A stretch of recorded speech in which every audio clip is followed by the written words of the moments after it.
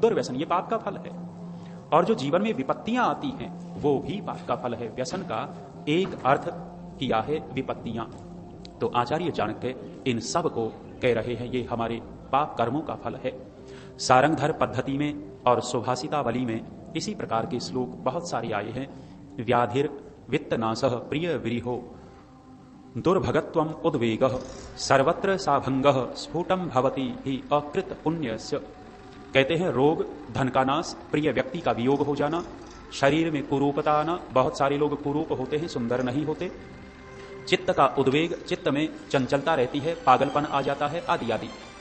ये सब के सब और सब कार्यों का में असफलता होना, मेहनत बहुत करता है व्यक्ति लेकिन असफल हो जाता है।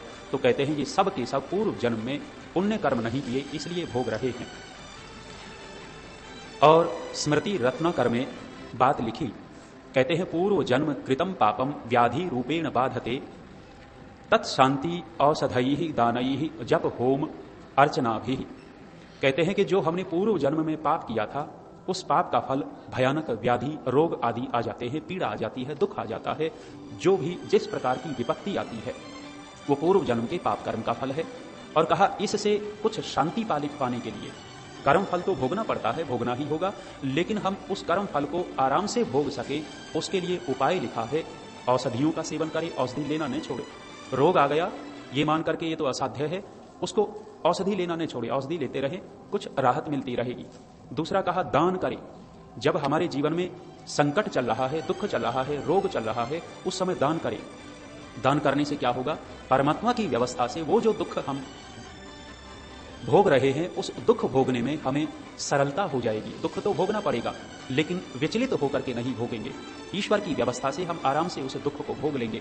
कहते हैं तप करें, जप करें, होम करें, पूजा पाठ अर्थात ईश्वर की उपासना करें। ये सब जो साधन हैं ये पूर्व किए हुए जो पाप कर्मों का फल हम भयानक दुख भोग रहे हैं इनको करने से हमें थोड़ी सी राहत मिलती है। तो कई बार व्यक्ति इन विपत्तियों में आकर के अच्छे कर्मों को भी छोड़ देता है, नास्तिक हो जाता है। दुख में यदि ईश्वर का ठीक ठीक स्मरण करेंगे, ईश्वर का सहारा पकड़ेंगे तो वो दुख झेलना बड़ा सरल हो जाएगा, आराम से हम उस दुख को झेल सकते हैं।